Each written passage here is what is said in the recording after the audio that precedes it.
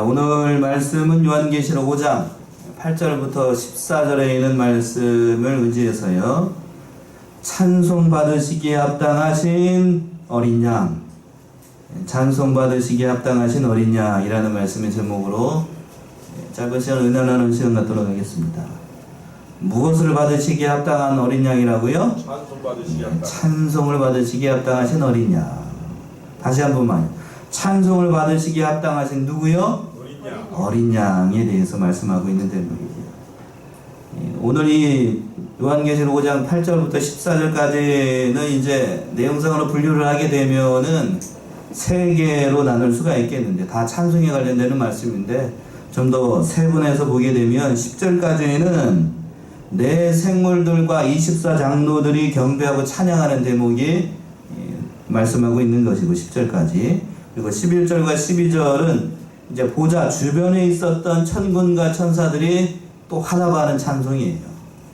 그리고 마지막으로 13절과 14절은 모든 만물들이 찬양을 하고 내 생물들이 아멘 하고 화답하는 그러한 아주 멋진 하늘의 찬송이 울려 퍼지는 그런 말씀이에요. 아주 은혜롭고 귀한 말씀입니다.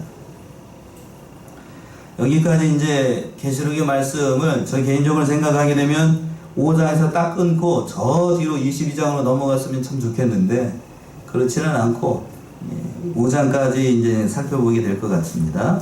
지난 이제 여기까지 오는 과정을 4장과 5장을 우리가 좀 눈여겨서 살펴봐야 된다고 말씀드렸어요.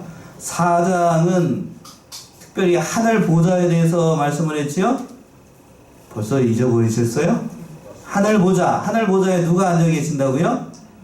하나님이 앉아 계시는데, 특별히 어떤 하나님? 성부 하나님에 대해서 생각을 해야 된다라고 얘기를 드렸어요. 그리고 4장에 있는 내용이 그 성부 하나님의 그 하늘 보좌가 있는 것을 강조를 했다라고 하면, 이 5장으로 넘어와서는 그 성부 하나님이 가지고 있었던 그 모든 권한과 존귀와 영광을 이제 누가 취하셨다라고요?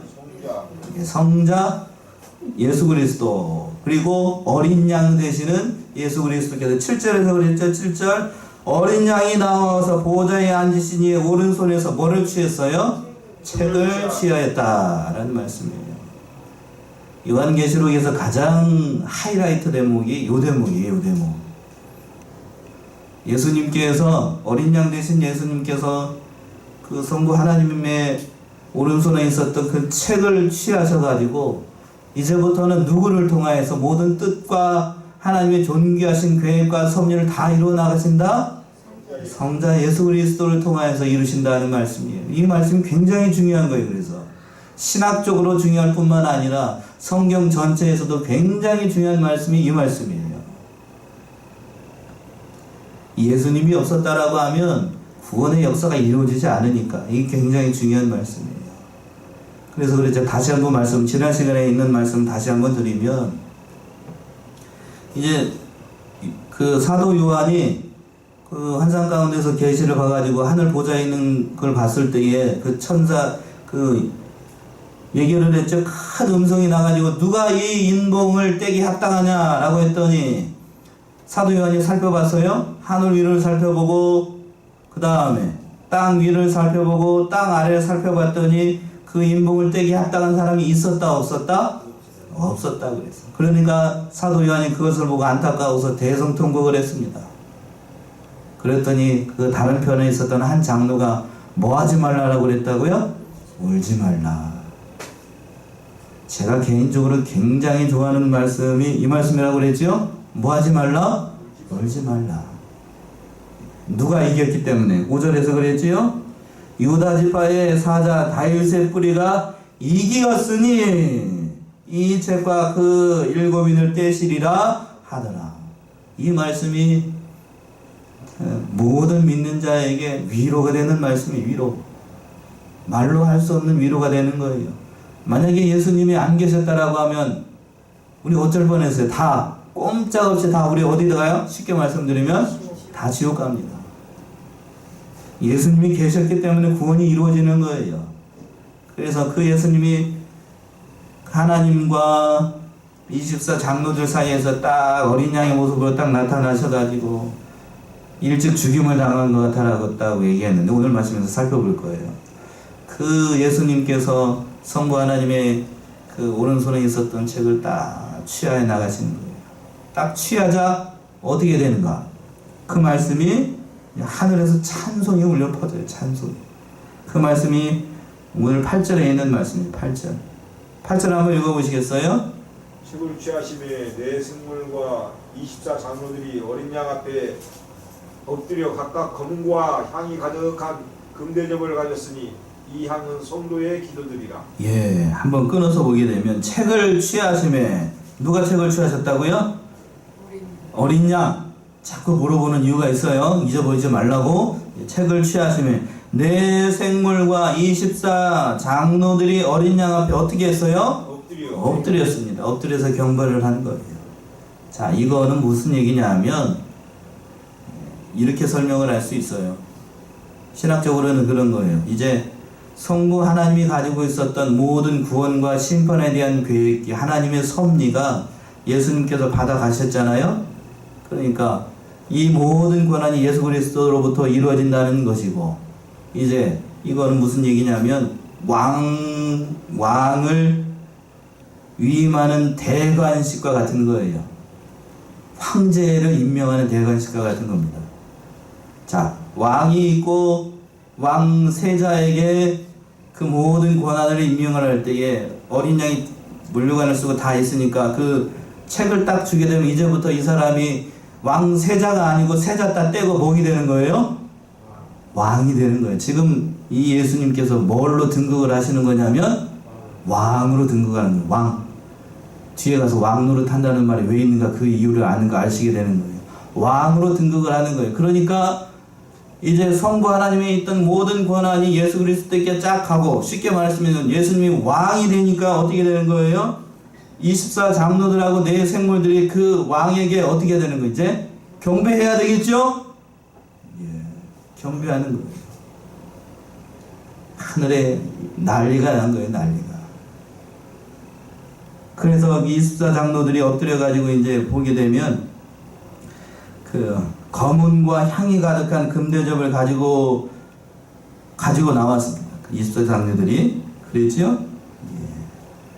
엎드려 경배했다는 것은 절대적인 순종을 얘기를 하는 거예요. 절대적인 순종. 이제부터 이제 이 모든 생물들과 24장로들은 구원받은 모든 성도들 대표한다고 그랬잖아요. 모든 성도들이 이제부터 누구만을 경배하게 될 것이다? 그리스도 예수만을 경배할 것이다 하는 그런 순종의 맹세이기도 하고, 그들이 또 뭘 가지고 있었냐면 검은고를 가지고 있었고 또 향이 가득한 금대접을 가지고 있었어요.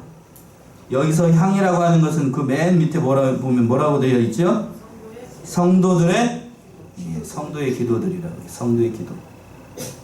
그러니까 성도의 기도는 하나님께 뭐처럼 상달이 된다는 걸 상징을 하는 거냐면 향처럼 하나님의 보호자의 상달이 된다는 것을 상징을 하는 거예요.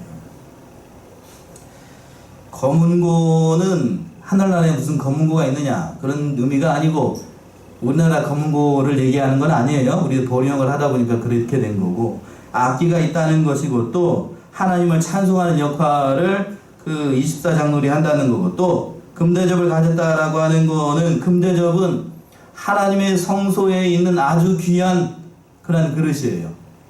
뭔가 특별한 것을 담을 때에 금대접을 썼는데, 여기에서는 계시록에서는 뭐를 담았다고 해요? 그 금대접에다가 성도들의 기도를 어디에 담어?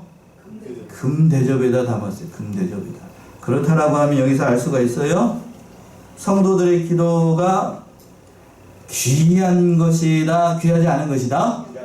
귀한 것이다는 거예요.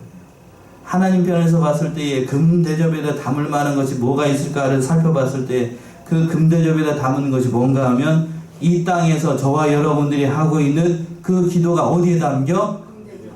네. 아멘이신가요? 아멘 해줘야 되는데 저만 아멘인가 보다? 이게 가장 귀한 거예요. 참 가장 귀한 그릇 하게 되면 보통은 금대접을 하잖아요. 그 금대접에다 다른 것을 담은 것이 아니고 우리들의 기도, 내가 심령으로 바라고 있는 모든 것들을 그 금대접에다 담아가지고 누구에게 올라가? 향처럼 성부 하나님께 올라가는 거예요. 이것은 성부 하나님께 올라간다는 것은 하나님께서 이 모든 기도를 기쁘게 받으신다는 것이고, 다른 말로 연락하신다는 거예요. 연락하신다. 다윗은 시편 141편 2절에서 이렇게 얘기를 했습니다. 한번 찾아보세요. 시편 141편 2절.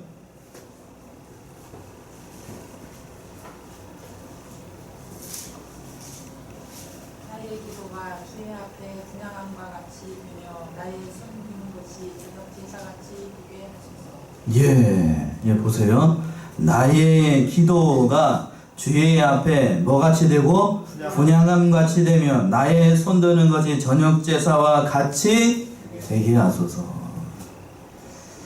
다윗이 깨달은 바가 많았어요. 자신이 드리는 그 기도가 하나님 앞에 올라가는 분향단 앞에 올라가는 그러한 기도가 되게 해달라고 말씀을 하고 있는 거예요. 우리는 자칫 오해할 때에 그렇게 얘기를 합니다. 특히 칼빈 신학에서, 개혁주의 신학에서 배웠던 사람들이 잘못 오해하게 되면 그런 경향이 강하기 쉬운데, 하나님이 절대적인 주권을 가지고 있기 때문에 성도들이 하는 기도는 다 무의미하고 가치 없는 것이다 라고 생각하는 사람들이 있어요. 잘못 오해하게 되면. 하나님께서, 내가 아무리 기도해봐야 하나님께서 절대적인 주권으로 다 움직이시는 거니까 성도들의 기도는 뭐다? 쓸데없는 짓이다. 그렇게 얘기하는 신학자들도 있을까요? 없을까요? 있어요. 그런 뜻 아니에요. 오늘 본의 말씀에서 보게 되면 분명히 얘기하고 있죠. 8절 하반절에서 보게 되면 검은고와 향이 가득한 금대접을 가졌으니 이 향은 성도들의 뭐라고요? 성도들의 기도들이다 라고 얘기하고 있는 거예요.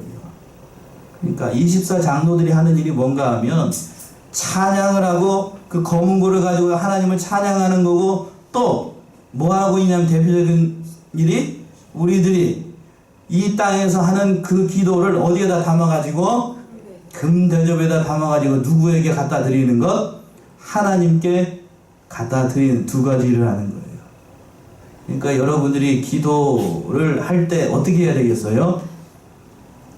어떻게 해야 되겠어요? 잘 해야 되겠어요? 아니면 듣는지 마는지 알 수가 없다 졸면서 그냥 해야 돼, 대충 해야 되게 어떻게 해야 될까요?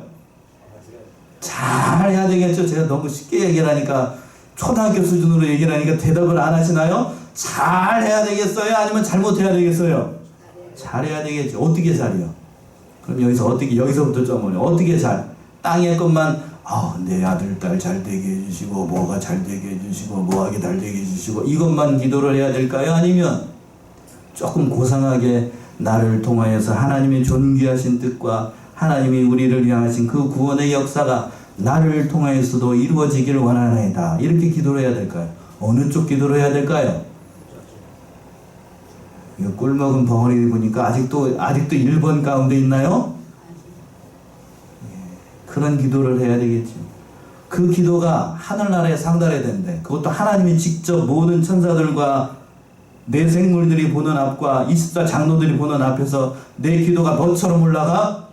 향처럼 올라가는데, 열어봤는데 뭔 기도만 있어. 온통 다 그냥 땅의 것만 구하는 기도만 잔뜩 있으면, 그걸 열어보고 있는 그 하나님도 얼굴이 어떻게 될 거고 뜨뜻미지근할 거고, 그걸 옆에서 지켜보고 찬양하고 있는 24장로들하고 내 생물들의 얼굴이 어떻게 되고시오? 여기서 아무 감동이 없으신가 보네. 그런 거예요. 그러니까 우리 하나님 앞에 기도할 때 이것만 구해야지 말고 정말로 나를 통해서 이루신 하나님의 뜻이 무엇인지 그걸 찾아서 기도하는 것이 온전한 기도다는 거예요. 참으로 이 나의 기도가 하나님의 보좌 우편에 올라간다. 감사한 일이지요. 제가 오늘 이 한 말씀만 가지고서도 1시간을 할 수 있을 것 같아요. 얼마나 감사한 일인지. 보통 잘못 이해하는 사람들이 그렇게 얘기를 합니다. 기도는 쓸데없다. 하나님의 뜻이 이루어지니까 이 세상에서 내가 하는 기도 아무 무의미하다. 그런 거 아니라고요.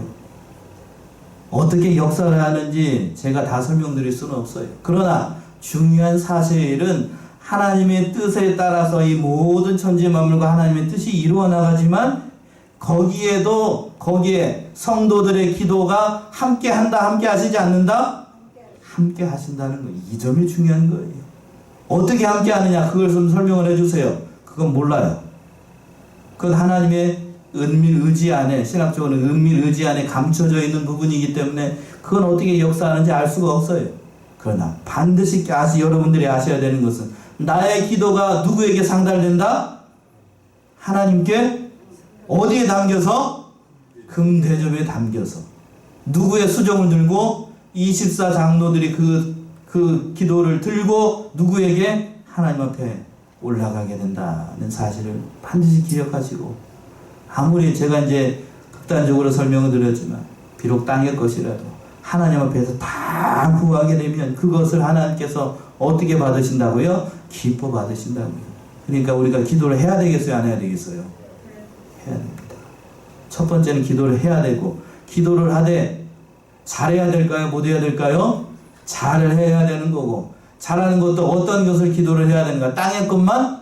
아니요. 하나님의 뜻, 우리를 통해서 이루시고자 하나님의 존귀하신 뜻, 그것이 무엇인지를 찾아서 기도하는 것이 참으로 중요한 일이라고 하는 거예요. 그리고 더불어서 이제 그 내생문과 24 장로들이 어린 양 앞에 찬양을 드리게 됩니다. 그 말씀이 9절과 10절에 있는 말씀이에요. 9절 10절 읽어보세요. 새 노래를 노래하여 가로되 책을 가지시고 그 인봉을 떼기에 합당하시도다. 일찍 죽임을 당하사 각 족속과 방언과 백성과 나라 가운데서 사람들을 피로 사서 하나님께 드리시고 저희로 우리 하나님 앞에서 나라와 제사장을 삼으셨으니 저희가 땅에서 왕노릇 하리로다 하더라. 예, 이제 9절과 10절이 굉장히 중요한데 8절, 9절, 10절이 계시록에서 굉장히 중요한 말씀과 한 구절들입니다. 이 말씀들을 잘못 이해하게 됐을 경우 계시록 전체를 잘못 이해할 수가 있기 때문에 그래요. 여기서 새 노래로 부른다고 그랬죠? 새 노래? 새 노래. 새 노래는 구원받은 성도들의 심령이 새롭게 돼서 부를 수 있는 거예요. 그러니까 새 노래를 부를 수 있는 자격은 뭐 받은 성도들만? 구원받은 성도들만 새 노래를 부를 수가 있는 거예요. 첫 번째 자격이 그거예요. 구원받은 성도들도 아무나 부를 수 있는 것이 아니고 심령이 거듭난 성도들, 이 두 가지가 좀 중요해요. 아셨지요? 그 구원받은 성도들이 구원의 은혜를 찬양을 하는데 그 찬양하는 것이 뭔가 하면 네 가지를 찬양을 했습니다. 어떤 내용들을 찬양을 했냐면 첫 번째 그랬죠? 가로되 책을 가지시고 그 인봉을 떼기에 어떠하시도다? 합당하시다. 첫 번째 찬양은 그 책을 가지고 그 인봉을 떼시기 합당하신 그러한 어린 양 되신 예수 그리스도를 찬양을 하는 거예요. 사도 요한이 앞에 그 5장에서 전반부에서 그랬지요. 누가 이 인봉을 떼기에 합당하냐라고 물어봤더니 하늘 위를 살펴보고 땅 위를 살펴보고 또 땅 아래를 살펴봤더니 합당한 사람이 있었다고요? 없었다고요? 없었어요. 그렇게 울 때에 어린 양 되신 예수 그리스도가 나타나가지고 그 인봉을 떼기 합당하다라고 얘기를 하는 것을 보고 그 존귀하신 어린 양 앞에 24 장로들하고 네 생물들이 찬양을 하는 거예요. 첫 번째는 구원해 주신 그 모든 은혜, 그 구원해 주신 그 합당하신 어린 양께 찬양을 드린 거예요. 또 두 번째는 뭐라고 되어 있냐면 그 두 번째 뭐라고 되어 있냐면 일찍 뭐를 당하사? 죽임을 당하사 각 족속과 방언과 백성과 나라 가운데서 사람들을 피로 사서 하나님께 드리시고, 그러니까 어린 양 대신 예수 그리스도께서 이 땅에 오셔가지고 나를 구원하여 주신 그 구원의 은혜에 감사해서 찬양을 드린 거예요. 나와 같은 자를 위해서 이 땅에 오셔가지고 십자가에 달려 죽으시고 그 보배 피로 우리를 구원해내신, 일찍 죽임을 당하신 어린 양 앞에 찬양을 드린 거예요. 여기서 여러 가지를 얘기를 하고 있어요. 각 족속, 또 방언, 또 뭐라고 되어 있어요? 백성, 나라, 이렇게 다 얘기를 하고 있는데 하나님의 그 구원의 반열에 참여할 수 있는 길은 차별이 있다는 걸까요? 없다는 걸까요? 없다는 거예요. 없다는 거. 누구든지 봤대. 그러나 중요한 사실은 가운데서라는 말이 있어요. 나라 가운데서 택한 사람들만 하나님의 그 구원의 반응에 참여할 수가 있어요. 이것을 신학적으로 무슨 속죄라고 하냐면 제한 속죄라고 얘기를 합니다. 택한 사람들. 다 구원받는 것이 아니고 그 가운데서 택한 사람들, 하나님께서 택한 사람들만 구원의 반열에 참여한다는 거예요. 그런 구원의 반열에 참여해가지고 우리를 어떤 사람들로 만드는가? 그 밑에 그 10절에서 그랬지요? 저희로 우리 하나님 앞에서 나라와 뭐를 삼으셨어요? 제사장을 삼으셨으니. 이게 사실이 중요한 거예요. 우리를 하나님 앞에서 나라로 삼으시고 또 하나님 앞에 제사를 드릴 수 있는 제사장으로 삼으셨다라고 하는 거예요. 지금 예수 그리스도를 통하여서 그 인을 떼시기 전에 그 예수님을 통해서 이 모든 구원의 역사가 지금 이루어지고 있다고 얘기를 하고 있는 거예요. 이 말씀은 출애굽기 19장 5절에서부터 6절에 이미 말씀하고 있는 모든 말씀들이 이루어지고 있는 거예요. 우리가 지난 오후 예배 시간에 이 말씀을 살펴봤어요. 말씀 전하기가 훨씬 수월합니다. 한번 찾아보세요. 출애굽기 19장 5절 6절. 세계가 다 내게 속하나니 너희가 내 말을 잘 듣고 내 언약을 지키면 너희는 모든 민족 중에서 내 소유가 되겠고 너희가 내게 대하여 제사장 나라가 되며 거룩한 백성이 되리라. 너는 이 말을 이스라엘 자손에게 전할지니라. 예, 하나님께서 이스라엘 백성들을 출애굽하고 여기까지 그 시내산 밑에까지 온 이유가 뭔가 하면 제사장, 너희가 이 말을 잘 지키면 너희를 어떤 나라로 만들고 제사장 나라로 삼으시겠다라고 선언하셨어요. 그 모든 구약의 말씀들이 하나님께서 예언한 그 말씀들이 지금 계시록에 와가지고 누가 예수님께서 그 성부 하나님의 손에 있는 그 책을 취하셨을 때 이 모든 말씀들이 지금 이루어지고 있다는 말씀이에요. 그러니까 우리는 그렇게 생각을 하기가 쉬워요. 뭐라고 얘기를 하냐면 계시록에 있는 말씀들은 사도 요한이 신령한 경지에 들어가 가지고 새롭게 다른 새로운 말씀이다 라고 생각하는 사람들이 있어요. 그렇게 주장하는 사람들도 있고, 그러나 오늘 말씀에서 보게 되면 그런 새로운 말씀이 아니라 새로운 세계를 말씀하고 있는 것이 아니라 이미 구약에 있었던, 특히 출애굽기에 있었던 이 모든 말씀들을 누구를 통하여서? 예수 그리스도를 통하여서 이루어지는, 성취되어가는 하나님의 말씀이라는 사실을 보여주고 있는 거예요. 그러니까 중요한 사실이 옛날에 있었던 구약이나 지금 요한계시록에 있는 말씀이나 똑같이 어떠하다는 말씀이냐면 중요한 하나님의 말씀이라는 거예요. 그러니까 신천지에서 주장하는 것처럼 계시록만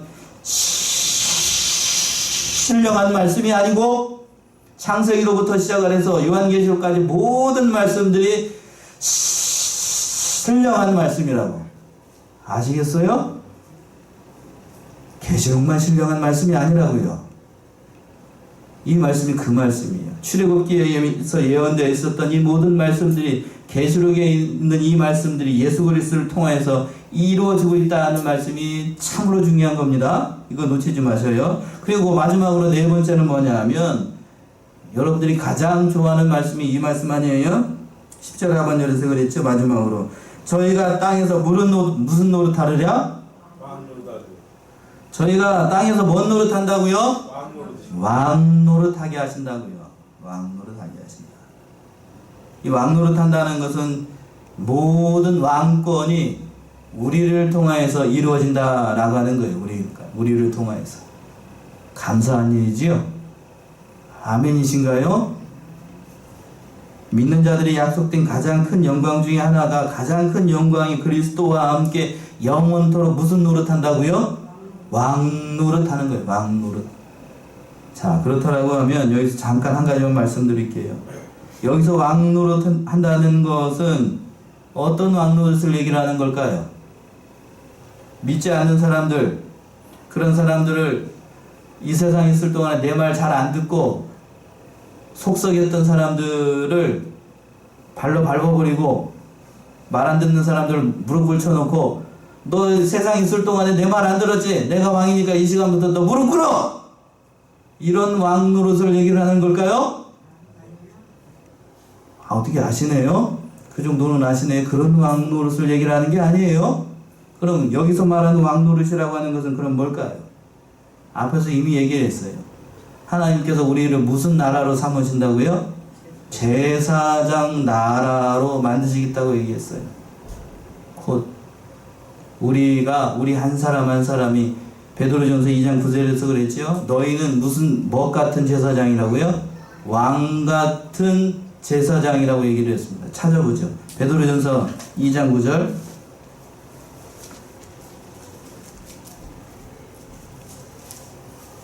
베드로전서 2장 9절. 오직 저희는 택하신 족속이요 왕 같은 제사장들이요 거룩한 나라요 그의 소유된 백성이니 이는 너희를 어두운 데서 불러내어 그의 기이한 빛에 들어가게 하신 자의 아름다운 덕을 선전하게 하려 하시리라. 그 시작을 할 때 뭐라고 되어 있냐면 오직 너희는 택하신 족속이요 목 같은 제사장 왕 같은 제사장이라고 얘기했습니다. 여기서 왕이라고 하는 건 뭐냐면 그리스도로부터 왕권을 위임받은 왕 같은 제사장이라고 얘기를 하는 거예요. 자, 이 말씀이 무슨 뜻이냐면 아까 성부 하나님으로부터 예수님께서 뭐를 취하셨다고요? 책을 취하셔가지고 예수님께서 뭐로 등극을 하셨다고 쉽게 말씀드리면 왕으로 등극을 하셨어요. 그 왕으로 등극하신 예수님께서 그 모든 권한을 이제 누구에게 위임하셨다고? 이제 그리스도의 보혈을 믿는 누구들한테? 여러분들한테 그 왕권을 일임을 하셨어요. 이렇게 표현해도 신학적으로 조금 문제가 되지 않아요. 그러니까 왕 같은 제사장이라고 하는 것은 누구와 같은? 그리스도와 같은 우리가 제사장이 되었다라고 하는 거예요. 제사장이 하는 역할이 뭔가요? 구약에서 제사장, 대제사장이 하는 역할이 뭐지요? 대제사장은 1년에 딱 한 번 양의 피를 가지고 지성소 안으로 들어갈 수 있습니다. 1년에 몇 번이요? 한 번. 또 잘못 들어가게 되면 죽어요. 그런데 여러분들은 지금 예수 그리스도를 믿는 사람들은 모든 사람들이 다 왕같은 제사장이 돼가지고 어디 안에 와 있냐면 이 성전 안, 지성소 안으로 들어와 있어요. 저와 여러분은 지금 지성소 안에 들어와 있어요. 왕같은 제사장이 되었다라고 하는 것은 우리가 그리스도와 같은 왕과 같은 제사장이 되었다는 거예요. 그러니까 옛날 구약 시대에는 아무나 지성소 안으로 들어올 수가 없어요. 누구에게만 허락된 특별한 권한? 대제사장에게만 허락되어 있었던 특별한 권한을 누구에게 허락하셨다고? 이제 그리스도를 믿는 저와 여러분들이 대제사장만이 가지고 있었던 그 권한을, 그것도 1년에 한 번밖에 들어올 수 없었던 지성소 안을 저와 여러분들은 어떻게 들어와요? 날마다 들어와요. 날마다가 아니고 정확히 얘기를 하면 여러분들이 오고 싶을 때 저 자동문의 셔터를 누르기만 하면 들어올 수 있어요. 그런 왕과 같은 제사장이 됐다는 거예요. 그러니까 왕과 같은 제사장으로 왕 노릇한다는 건 뭘까요? 그리스도와 같은 제사장이 되어서 모든 사람들을 구원해 내는 역할을 말하는 거예요. 믿지 않는 사람들을 세상에 있을 동안에 나에게 잘못 얘기했던 사람들, 남편이 속을 새겼어요?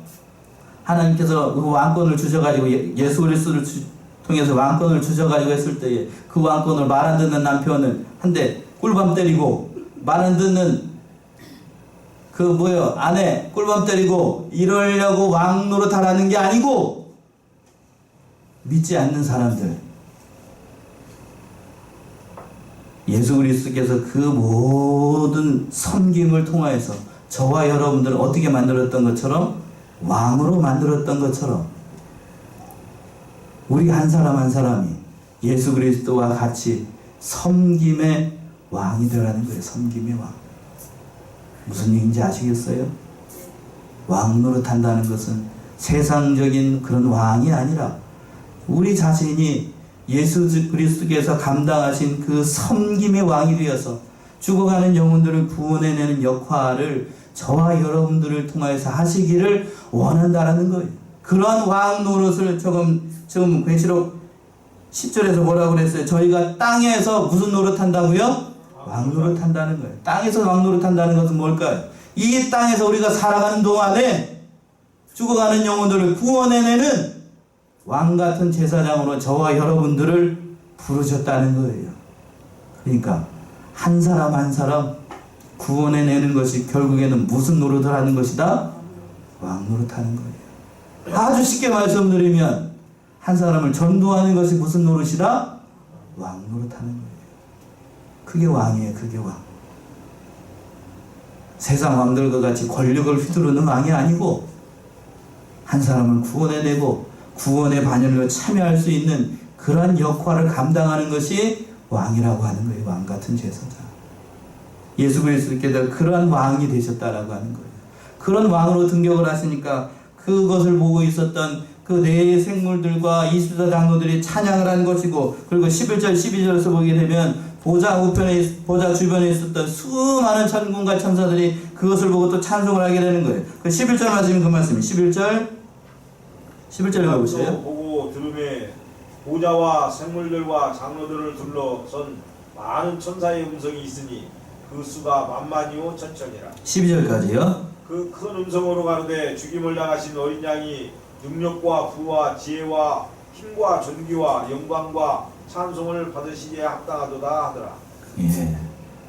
24 장로들과 그리고 네 생물들이 찬양한 것에 그치지 않고 그 주변을 둘러보니까 보좌 좌우에 그 뒤로 둘러가지고 천군과 천사들이 있었는데 그 수가 뭐라고 그랬어요? 11절 하반절에 그 수가 만만이요 천천히. 하늘에 있는 모든 천사들이 그 하나님이 계신 보좌 보좌에 또 등장을 해야지. 하나님의 보좌에 네 생물이 네 방으로 있고 24 장로들이 두르고 있고 그 주위에 다른 천군과 천사들이 어떻게 하고 있다고요? 뺑 둘러서 있는 거예요. 이해되시나요? 그 모든 천군과 천사들이 누구를 찬양하고 있어요? 어린 양을 찬양하고 있다는 거예요. 그러면서 뭐라고 찬송을 하냐면 12절에 큰 음성으로 가로되 죽임을 당하신 어린 양이 능력과 부와 지혜와 힘과 존귀와 영광과 찬송을 받으시기에 어떠하도다? 합당하도다. 이렇게 찬송을 하는 거예요. 섬김의 왕으로 오신 그 예수 그리스도를 그 수많은 천군과 천사들이 다 찬양을 하는 거예요. 그리고 마지막으로 어떻게 찬양을 하냐면 또 13절 보세요. 13절. 거기서 그치지 않아요. 내가 또 들으니 하늘 위에와 땅 위에와 땅 아래와 바다 위에와 또 가운데 모든 만물이 가로되 계속해서요. 보좌에 앉으신 이와 어린 양에게 찬송과 존귀와 영광과 능력을 세세토록 돌지어다 하니. 예, 천군과 천사만 찬양을 한 게 아니고 그 밑에 보게 되면 또 들으니 하늘 위에와 땅 위와 땅 아래와 바다 위에와 또 그 가운데 모든 만물이 모든 천지 만물이 그 보좌에 계신 분께 찬양을 영광을 돌린다는 거예요. 대합창이 이루어지는 거예요. 헨델의 메시아 아시나요? 합창, 오라토리오 아시지요? 할렐루야라고 하는 거. 그 대합창이 어디에서 지금 이루어지고 있어요? 하늘에서 이루어져요. 하늘에서 이루어지고 있습니다. 그렇게 찬양을 올려드리니까 마지막으로 네 생물들이 화답을 합니다. 네 생물들이 뭐라고 화답을 하나요? 14절 합독합시다. 시작. 네 생물이 가로되 아멘하고 장로들은 엎드려 경배하더라. 이게 그림이 그려지시나요? 네 생물들, 참으로 존귀한 그 네 생물들이 뭐라고 얘기를 한다고요? 아멘! 한다고요. 모든 천지 만물이 하나님 앞에 경배드리는 것을 보고 하나님의 측근이었던 네 생물들이 뭐라고 그런다고요? 아멘 한다고요. 그림이 그려지시나요? 그 영광스러운 모습. 우리가 하나님 앞에 올라가게 되면 이러한 모습이 펼쳐져요. 이러한 모습이. 참으로 영광스러운 이 모습을 보고 참 우리 자신들이 이 세상 살아갈 동안에 어려운 일을 만날 수 있어요. 오늘 조금 길었는데 하나님의 영광, 예수 그리스도의 영광을 바라보면서 세상 가운데 있을 때 힘든 일, 괴로운 일을 만난다 할지라도 우리가 장차 있게 될 그 하늘나라의 영광, 말할 수 없는 찬양을 바라보면서 믿음으로 승리해 나가는 저와 여러분들이 다 되시기 바랍니다. 기도하겠습니다.